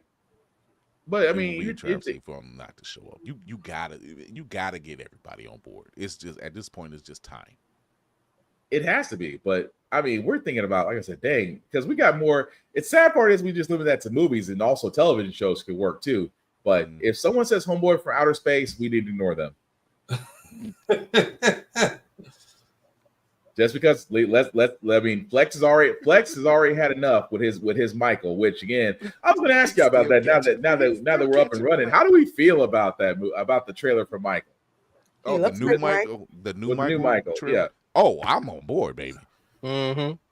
I am on board. And it's a two-parter, so yeah. And they about to clean up. It was funny because we were talking about this at Sonic Expo this weekend, and people was like, "So do you think they'll mention that at all?" And it's like, it's the fact that there's literally not a 0% chance that it could happen. It's like, do you know how many how much of a large just video game and neurodivergent fan base will be in there if they even talk about Michael's love for Sonic the Hedgehog and his secret music Thank you. escapades? Thank you. Right. Which interview hopefully coming out tomorrow with Devin, who is Sonic's newest or second black voice. We did talk a little bit about there's always been roots to the culture. That's what made the whole rollout for the Dreamcast cool. Dating all the way back to Michael, and then the shoes and the music. Yeah. We've always been here. It's just we haven't been able to show it much. But the fact that there's it's not impossible, especially since it's a 2-part film. And it's his nephew that's doing it, right? Mm-hmm. Yeah, his nephew is playing the role. Yeah. Mm-hmm. The minute I see, because I knew that was his nephew. I remember seeing the behind the scenes shots and everything else. And when I say watching that teaser trailer and he opened his mouth, I was just like, "Well, we in, we up, we good." I'm just saying, all choreography and song correlation will need to be done before going to movie theaters. You will be called out. You will be called out if you say it wrong. I'm like, okay, his nephew, check mark. I'm like, then you seen the still shots and you seen some of the costumes, and I'm like, check mark. And then you heard the voice, and I'm like, check mark. Oh yeah, the iconic shot of him sitting there saying nothing for 10 minutes and ticking off whatever network execs. I don't know if it was Super Bowl. I don't know if it was Super Bowl or some concert where he stood there for 10 minutes and did nothing but stand there. I can't remember exactly where it was at, but I wonder if they're gonna. Super Bowl. Oh, thank you. It was the first one that he. They did after Living Color. Okay, where he held on to the queue for 3 minutes just to build the hype, and I'm just like, I wonder if they will go through that, and I wonder if they will have his if they'll go over the "We Are the World" recording, because every clip I see, Mike just looks disgusted at everybody. Oh, he stared daggers at old boy that got the note wrong. Look at that Huey Lewis. Listen. He was like, he gave him a look like, "You're not. What are you doing?" I know y'all know. I'm glad. Go ahead, you see me. You see. I want them to touch on. You see Stevie. What are you doing? I want them to touch on how allegedly Prince tried to run over Michael. Oh. Well, they never could sing on the same bad song because Prince said, "You are not gonna tell me your butt is mine." Right. Prince looked at him and said, "Whose ass you talking about?" But in reality, they both highly respected each other. That would also be. That's another one I'm looking. I'm curious because I feel like that'll be a surprise. Who gets casted as a young Prince in this era? I feel like we'll find out when the movie comes out, but like I want to see that dynamic displayed and to see that play out. There's like old footage where they were both at I can't remember what the concert was, but they were both there. It was no beef whatsoever, and they were like everybody. I think Eddie Murphy was there, Mike Prince, and it was like everybody that knew everybody was at this thing at the set, and Mike had got up there, did his piece, and I think he was like hanging on to a lamp post or a pole or something, and then he got out and he did his thing, and Prince got up there and did the same thing, and the pole broke, and I guess he felt some kind of way, and people were just like, that's where the beef started, and I'm like, I don't think that's how that works, but okay. That's called bad infrastructure. That's what that's right. I was gonna say I don't think the beef started off of that. I mean, if they're gonna start off something, it'd be a little bit different. But like I've heard two different Prince stories that deal with Michael's death. One is I can't remember who told the first one, but they were saying like when Prince found out, he stayed up all night and was talking about how great of an artist he was, how much he respected him, the whole nine. And they stayed up till the sun came up talking about it. He's like 3-4 hours talking about this man.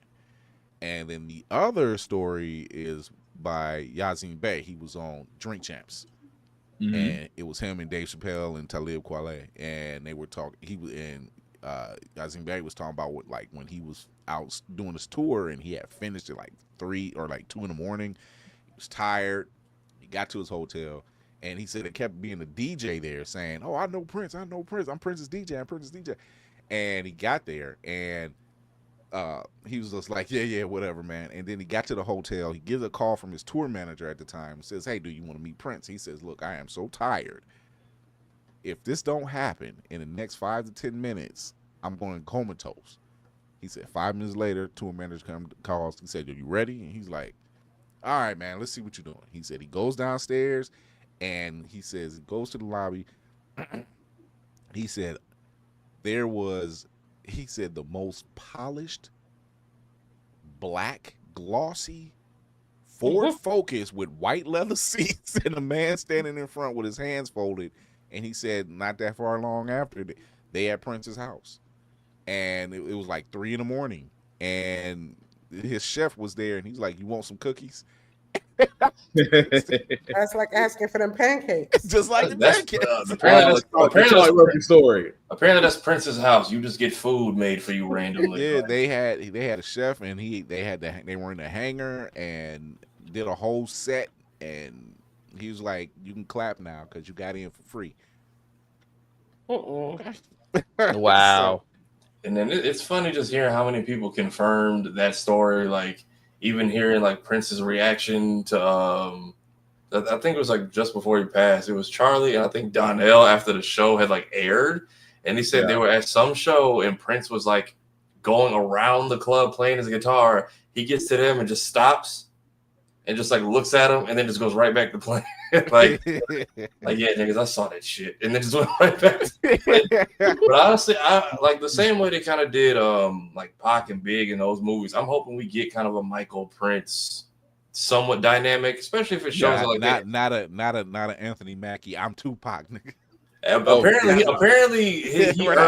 Apparently Pac's family gave him that because of a play he did. So he was alley-ooped into there by the family. But if it's something that shows that they like respected each other, and everyone is already talking about showing out for this more than we did Wakanda 2 times. So prepare to see just a sea of Thriller jackets lined up outside the AMC. Man, you finna see more Thriller jackets, high water pants, black loafers, and white socks. All the fake Michael Fitts are getting stitched together on Shein right now. Shein and AliExpress. You're gonna see more rhinestone gloves and a rainbow parade at this point. Yo, them shit's gonna come off when that popcorn coming down. I'm telling you. If y'all could please get back all those belongings that went back to the white people who kept buying them. Wow. Starting with the Kardashians. Why did y'all give away to sell that man's jacket? Man, is it bad? Is it bad that someone orders Pepsi and gonna get dagger stared at him?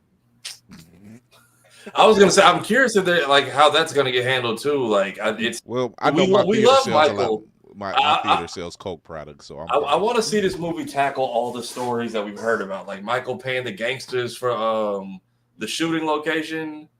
Michael getting both the Crips and the Bloods. I'm like, damn. Mike being cool with gangsters. Mike basically paying off the gangsters for that they don't care about us. I mean, that's protection money. But we've heard so many stories. You can't fuck with Mike. We've heard these stories. I would like to see them portrayed on camera. Like I would like to see an interpretation of like this being a reenactment while everybody tries not to break in the song. Because let's be honest, they're gonna fail for Wicked twice. Ain't nobody finna sit quiet through a Michael Jackson movie. That part. Although shout out to Cynthia Eyeview from Wicked, because girl, if you are not Dora Milaje. Hey, look, I know that situation played in slow motion. I know she could feel like the nerves in her right hand, like I'm about to, and then her left brain was like, but paychecks and lawsuits, so we just gonna. Yeah, the hair's close to clocking the boy. Oh, the way she sidestepped, it was about to throw a right. Yeah, I'm just like, I know she just heard, it was like Julius from Everybody Hates Chris. She just heard all the cha-chings of money going away. Like, if I land this blow, the money will go. And that I just cannot have. So, Whoopty and Lady Mandalore. Mm-hmm. What the hell is going on in Derry? Jesus bless it. Hey, Major shenanigans and death. Y'all have seen Monster House, right? Yeah. Was that Mr. Nevercracker in the beginning? I know not of whom you speak. Same. I will smile and nod in appreciation. It's an old kid. So back when they were old man. When Nick Cannon was on a run of being put in every damn thing, there was this old cartoon horror movie about a haunted house. They were like retired circus freaks basically, and this crazy old man was like always yelling at people to stay off his lawn. Turns out the house is haunted by his circus freak ex-wife who died in the construction. But like the old man at the cemetery looks exactly like him. So I'm like, the fact that it's also a circus thing, I'm like, are they tying in or like referencing? No. I thought it was a nice little cameo. Don't yuck our yum. Don't bring that cage shit in here. I'm just the face, the ear. I thought it was at least just like a nice little visual reference because the whole it was damn near 1-to-1. So I want to talk about this. Thankfully, they said, "Oh no kids are dying this time." Also, no more uteruses. Yay! Oh, geez. Yes, this time. No more uteruses. I'm like, oh, y'all shocked. No more traumatic Y'all birth. shocked us straight the first 2 episodes, and the 3rd episode, I'm just like, please don't let these babies. Listen, I needed a break. Yeah, palate cleanser. If you will. Mm-hmm. Can we just get to the hauntings, please? Yes. Yeah. I gotta say though, I am fully invested. I've been taking my own advice and watching it during the day. I sit there, I'm like, I'm not. Yeah, we're not. But this would have been fine to watch at night. It's not gonna leave scarring, like pickle jars and like Lady Mandalore said, uterus is exploding. Yeah, I haven't watched Welcome to Derry yet, but yeah, I'm watching that during the day. Yeah. It's not that bad, man. Look, it's giving Bakugan energy times 10. It's like, oh, y'all, we are right out the gate. Okay. That's also the reason why I don't play survival horror movies at night. I mean, I also play survival horror games at night. Your perception and hype and already hyped up too high. So the moment you hear a step, you're immediately thinking, "Oh, not today." That's not today. So this 3rd episode, it deals with a lot with Dick Halloran and his shining. His shine. Mm-hmm. His shine. It does a lot of backstory, like a lot of backstories or flashbacks. Mm-hmm. Whoopty, I know you are encased in King. They took some liberties with episode number 3. They did. There's a couple things I know that I'm just trying to see if they're gonna do. Okay, I want anybody's opinion that saw this episode. Okay. Was it episode 2? I'm trying to remember. Okay. If there was no uterus, it's 3. I think it was episode 2. When the young lady was walking down the hallway with the other 3 patty cakes, did anybody else see the yellow lights in her glasses? I seen the yellow lights. That's 3. Was it 3? They showed it again in 3 when they asked what's his name, Richie, when he was like describing like, who do you think has the best tatas, and the old boy was like, huh? And he mentioned one of the patty cakes. He says, but the cute one is old girl with glasses, Margie. And so they show that scene again where they're walking down the hall, and she's, there's like that glare and her glasses, and they're yellow. So I keep thinking of them as either she's the next one, but I took that as deadlights. Mm-hmm. I've been hearing about the deadlights. I know about the deadlights. No, it's giving. I mean, it could be just possible, because of the trick of the light. But it happened in more than one person. It happened about 3 times. Because I kept thinking, what are all of these people going to die in this fire? Like what? And it's all the kids at the school. Not the kids, but anybody that was at the school, it seems to happen with. For which fire? There's a. That's a good fire. I was gonna say, I know the night, the basically the race riot fire is this year, the black spot. and that's supposed to show. I think Pennywise always shows up at a cataclysmic event, which is probably the one day they could pay Bill to show up. Well, let's be real. Then white people ain't going to that. Ain't going. Then why the kids? Oh, they're gonna go there and set the fire. Not the kids.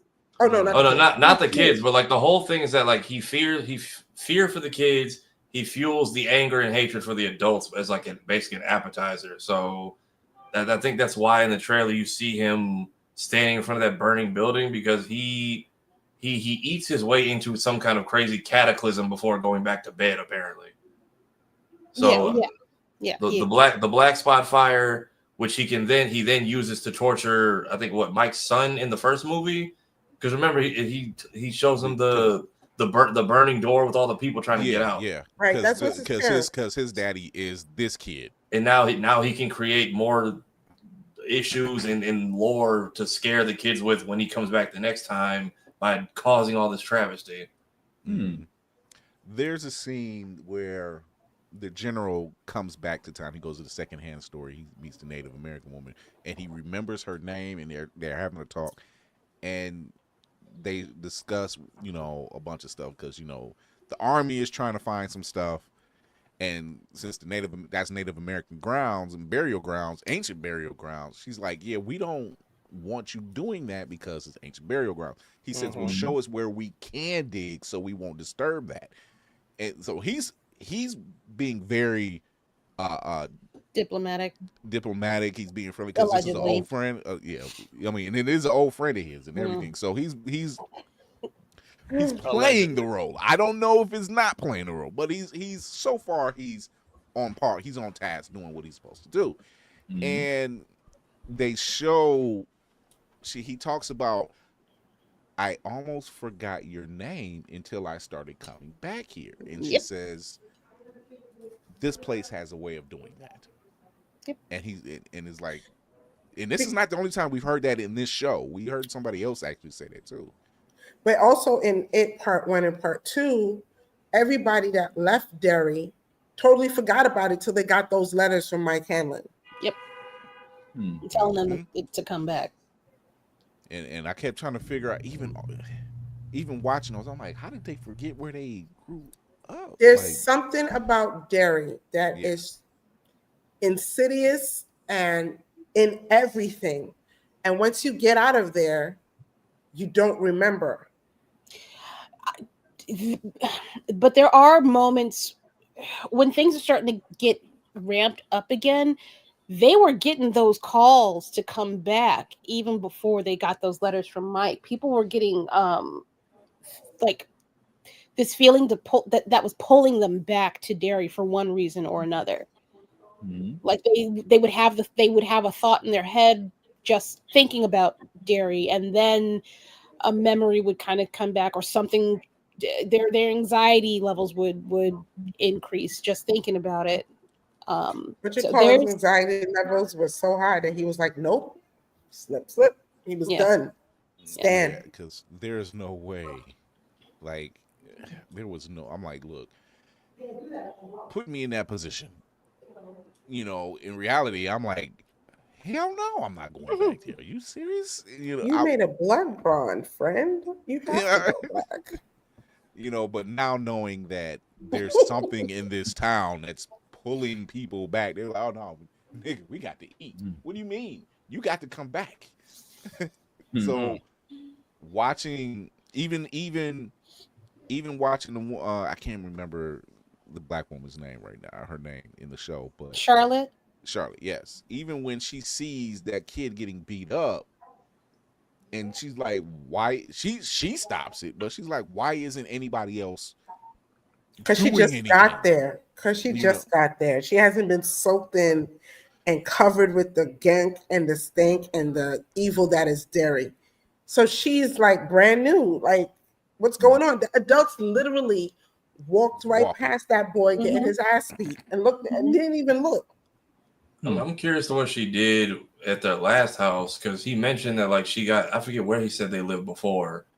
She was a school teacher, but she was part of the civil rights movement as well. Okay, yeah, he's like, and with him being in the military, it was kind of a clash of his career going up and her being, you know, literally marching, getting arrested, getting, you know, it wouldn't look good on record for him.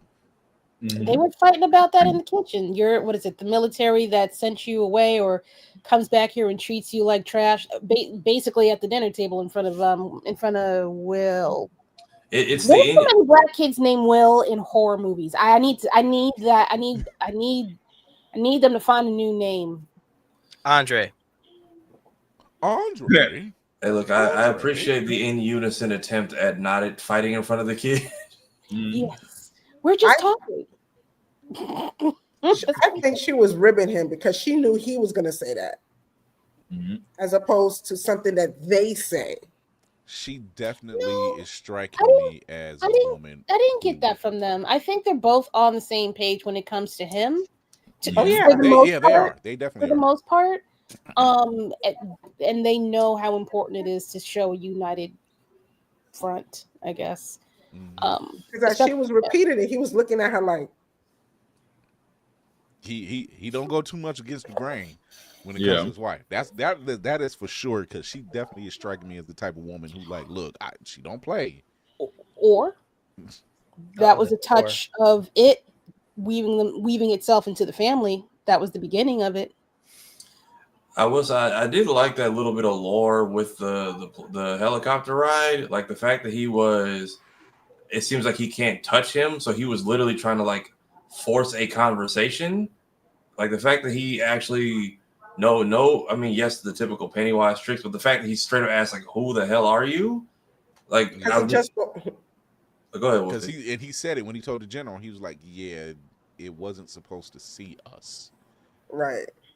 And the only reason that Halloran was even seen is because of his shine. He shouldn't have been there.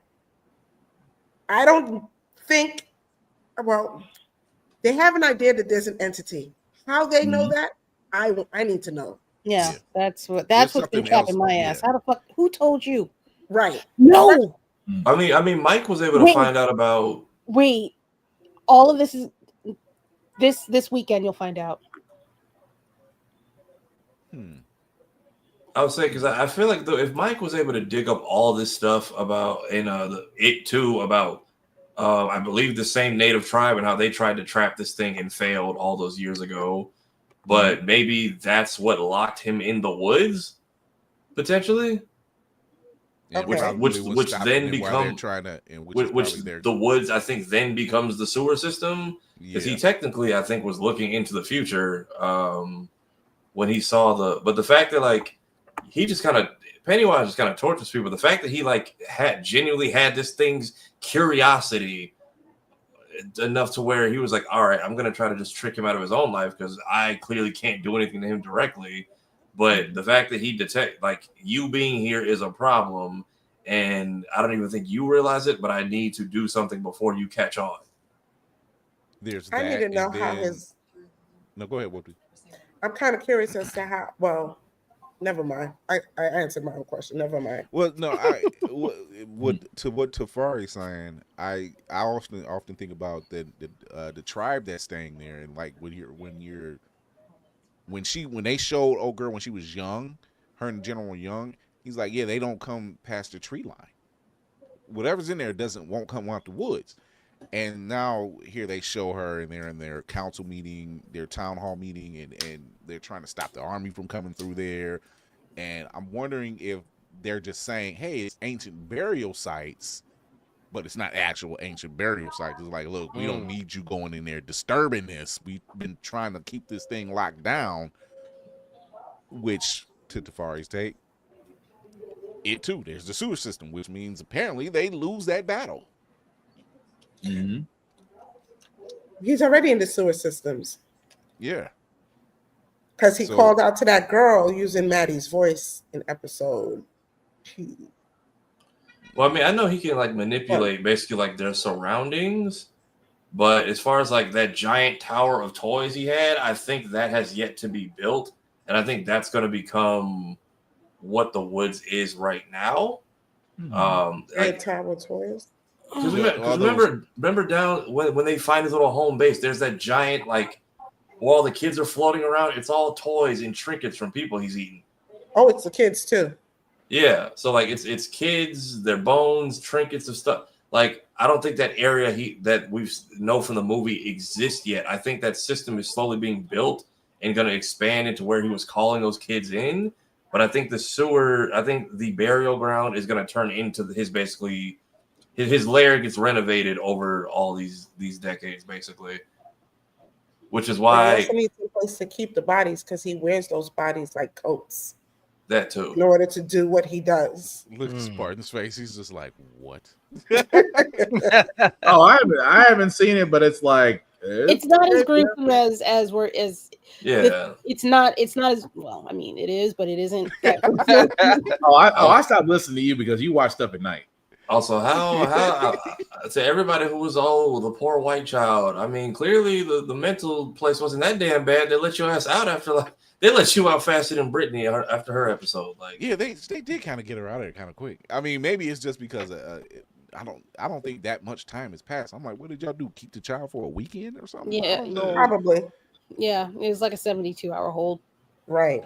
Yeah. So clearly it wasn't going to be that damn bad for you. Everybody was like, "Oh no, you don't understand the mental asylum." Like clearly it wasn't that damn bad. They let her out just fine, and the other girl's getting picked on now. And also, they needed a reason to bring in Madeline Stowe, whatever her character is, and so they needed to take the girl to Juniper Hill so they could have a little conversation and bring her into the story.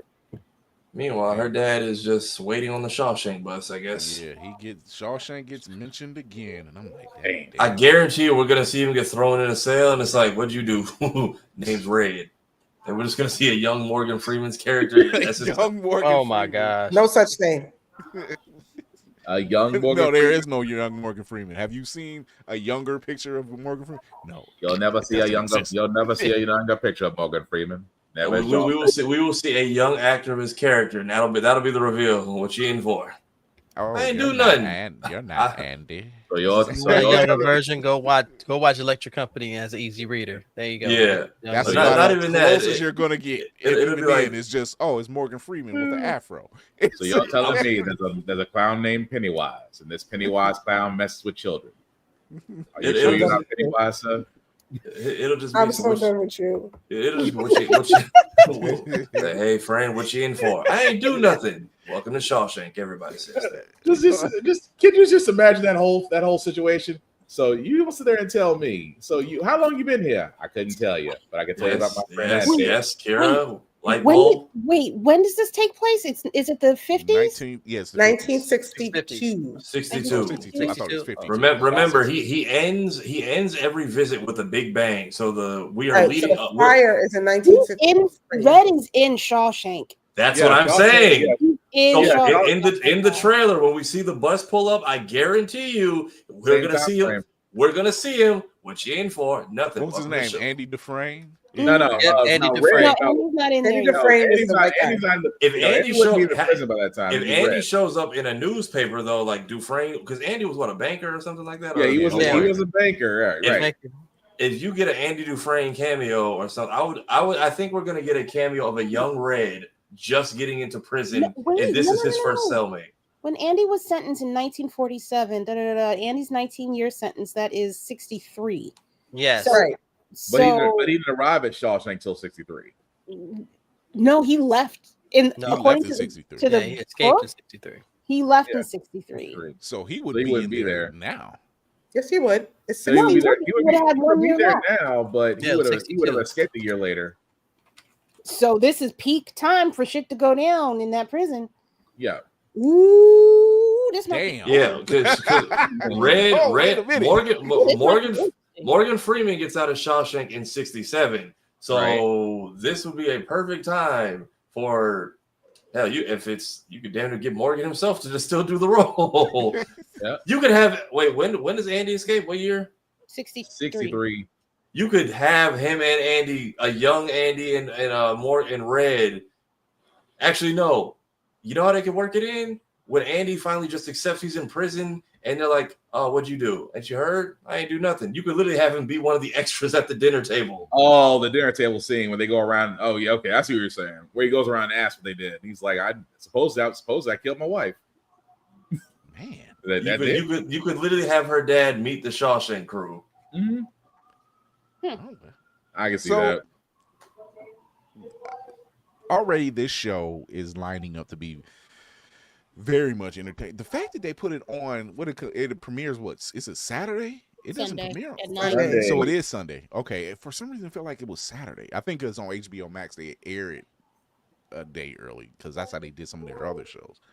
But this show is already lining up to like pull people in. Oh yeah.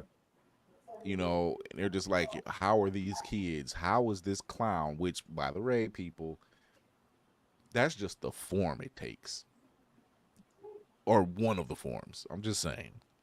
Oh, don't get me wrong. Once daylight hits, I'm in there. But it's already turning out to be like a really good series. It's definitely edge of your seat, and for those who've read the books, like it, which, for the record, that's a thick son bitch. That's a thick son bitch. I've read it more than once. See, show off. I'm talking about encyclopedia thick. That thing is thick. I couldn't get through it. I think I got halfway through. I couldn't do it. There's a couple of King books I reread every once in a while. I just pick it up and start reading. It is one of them. The Stand is the other one, and Salem's Lot. Ooh, I reread Salem's Lot a lot. For fucking Salem's fun? Lot. Yep. Salem's Lot's a good one. Especially Salem's Lot. That was my first King book. I was 10 years old. Shouldn't have been reading it, but who cares? I have my apologies. Oh, wow. I loved it. Despite whatever the hell's been going on this planet, we're getting out of here. Lady Mandalore, talk to the people. Hi. You can catch me and that guy over there. Hi. Hi. On Hi. Sunday. Hi. On Sundays, at 7 p.m. Eastern. In New York Eastern time. This weekend we have another illustrious guest. He is one of the creators from my sweet left-eyed nipple, Jesus. From wait a minute. Wow. Wait a minute. And you thought my joke was bad. Words together. And my NBA joke was terrible. Y'all know it's dangerous. Oh my God. Shit. Concrete Comics. Thank you. Okay, I was like, please clean that up. I got it. I picked it up. I put it down. He's going to be talking about his latest comic that he has with Concrete Comics.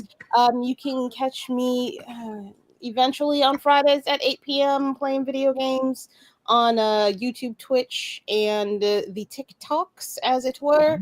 I have an interview, a small interview that I did with Jamie Lawson from The Running Man. I'm gonna post that. You mean the fine mayor of Gotham? I do. Right. And Dennis Ezra. Go see the movie. It's really good actually. And they both. I'm just saying, Lady Mandalore spoke to the fine mayor of Gotham. I did, and you can take that word "fine" however you want because it means both. Really. I mean, yes. She's so pretty. She's so pretty. They both do a very good job with the time that they're given on screen. So if you need a reason to go see the film for them, they very much do not disappoint. Correct. Right. Yeah. Oh, Saturday, 10 o'clock, new Blerd order. Also, I do a thing sometimes with them. I don't think I'm going to be on this coming weekend, but give them a shot. Give them a look. She's fine. Who? She's a beautiful woman. That is a woman. Oh yeah, no, Miss Lawson. No, she could catch it. Like I'm not gonna lie. Watching the Batman, and I'm sitting there watching Batman, I'm like, oh, who is this gorgeous woman? Yeah. She's the mayor. Oh, if I wanted a complicated relationship, no, she could catch it. I'm intrigued now. That's okay, Robert Pattinson. It's okay. I'm intrigued over here right now. You better listen to what this mayor's saying. She's trying to clean this city up. Whoopty, talk to people. You can find me on Instagram and TikTok at Whoopty Frickin' Do. You can also find me at Fresh Press by Z, where I'm gearing up to do my 12 Derry Christmas nails. Are you going to do any of the nails live? We're working. Yeah, I could do that. Okay. I would enjoy watching you make your nails. I'm always intrigued with how you get from point A to point B. It starts with paper. I would never know. Y'all are wild. Oh my God. Tafari, talk to him. Yeah. Sonic Expo was fun. I will. The recap for it is already posted. We have an interview coming out hopefully tomorrow, which it'll be a premiere with Devin Mack. He is the second black man to ever voice the famous Hedgehog himself. Got to hang out, chat with him, and just talk a lot about just our love for the fandom, the culture, and all things Blerdy. Also, hopefully be following up with him to maybe come hang out with us either here or at Blerd Station. So he is interested. Things are in the works. Streaming, getting slowly back into a schedule between all the edits.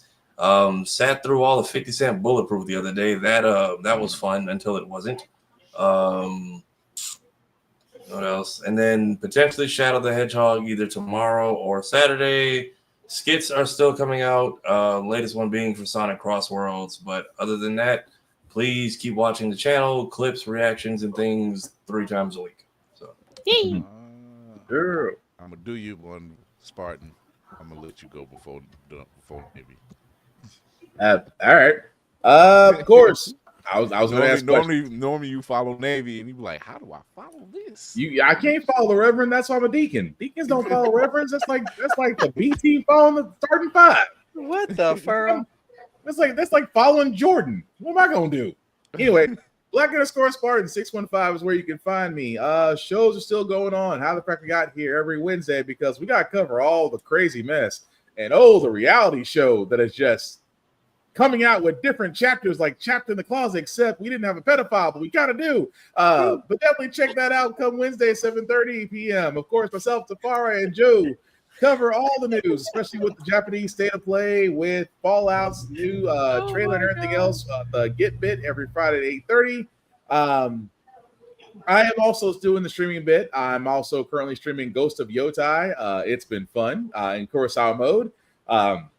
We're 2 down and 4 more to go, so it's a fun little trip. But definitely follow me, of course, Black_Spartan on Twitch, on YouTube, Facebook, all the good socials. The rules still do apply, folks. Respect the cosplayer. Rule number 1: respect the cosplayer. Cosplay is not consent. Please treat people like human beings. It's not that freaking hard. Otherwise, you get thrown out, and I like to throw people. So please. He's been in the mood lately, and rightfully so. I mean, look, it's a nice little shoulder and back workout, and if you're under 100 pounds, you can really fly.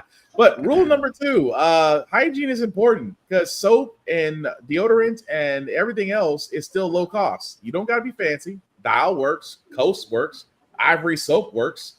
I mean, just saying.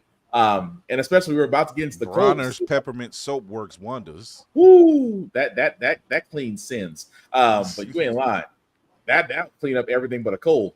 But again, clean clothes, everything else, hygiene is freaking important. And the last one that I have for myself that I have for everybody else: be nice, be kind, talk and share your fandoms. Don't be a dick, and you won't get jumped. Navy Montel, my brother. Ladies and gentlemen, boys and girls, Blerds of all ages, good evening, good morning, good afternoon. It is I, Navy Montel, your frosty bearded Blerd core. If you want to know what I am up to, I am so sorry. You should just do something else with your life. However, if you want to see what's going on, I'm with that lovely lady over there, Lady de Mandalore, on Sundays at 7 p.m. Eastern. I want to hear this mess up. I didn't know the show was on. Yeah, you do. Don't lie. I'm with the crew here every Tuesday and Thursday. I have an interview tomorrow, Blerd Combos at 7 p.m. on YouTube and Twitch with a all-black RPG group called DI Era. I'm looking forward to it. These young men are doing the thing for tabletop gaming. We're going to chat it up and talk it out. You know how we do on YouTube and Twitch, 7 p.m. I'll make sure to promote it this evening. So all the way into tomorrow. I will be at PAX Unplugged a week from today. So if you don't see me with the crew on Thursday, that's because I'm in Philly. And if you happen to be at PAX Unplugged, please come find me. Hit me up on IG. Say, yo, Navy, where you? Oh, yes. I'm waiting for mine to come in as well. Don't spoil it for me. I'm waiting for mine to come in. Okay. So mine hasn't arrived yet. So them young men are doing some amazing things. So if you want to see what's going on with them, please come chop it up with us tomorrow evening at 7 p.m. I just want to hash out what I was saying before. I put up a video on Instagram a couple of days ago. If you are a creator and you're trying to make something worthwhile, but you don't believe in what you're creating, no one else will. Stop worrying about the approval of others. If you don't approve of what you've written, what you've drawn, what you've recorded, what you've created, you've got to believe in what you're doing. Otherwise, no one else will believe it because now it's just for show. Clicks and follows mean nothing because when they all go away, the substance of your creation is going to be the thing that stands there. So what's it going to be? Do you believe in what you're doing? If you don't, you need to figure it out. Quick, fast. I think all I heard was essence of you and be you and be great to that degree. I'm looking at the live stream. So I'm like, he said something about being great and continue on. And all that great shit. All of that. As you see, Ben said, I feel called out. Then that means the fire has been lit. Good. Do something about it. You can catch us Tuesdays, Thursdays, 8 p.m. Eastern, and I'm getting out this iosphere of this damn planet because this shit is ridiculous. But you can catch Tuesdays, Thursdays, 8 p.m. Eastern, YouTube, Twitch.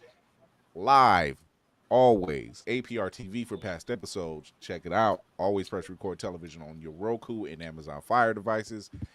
Big things happening for Blerd. I still have more interviews from Blerd Station from the Blood and Bourbon event to get out. Editing has been a problem. Not so much a problem, just doing it a lot because I'm doing it on my phone. And so I'm like, deep, boop, deep, boop, deep, boop, deep, boop. I don't feel like transferring it over to the computer. It's that means I have to wait till I get home. Why not do it when I'm on the move? So stay tuned for those. I hope you are enjoying the show. I hope everyone who's tuned in has had fun. We will see you next Tuesday to talk about some more nerdy stuff. So stay tuned. And remember to educate yourself and others, entertain yourself and others, and most of all, encourage yourself and others. This is Chris Fury with this amazing crew. Girl. We're out of here. Let's go. Deuce.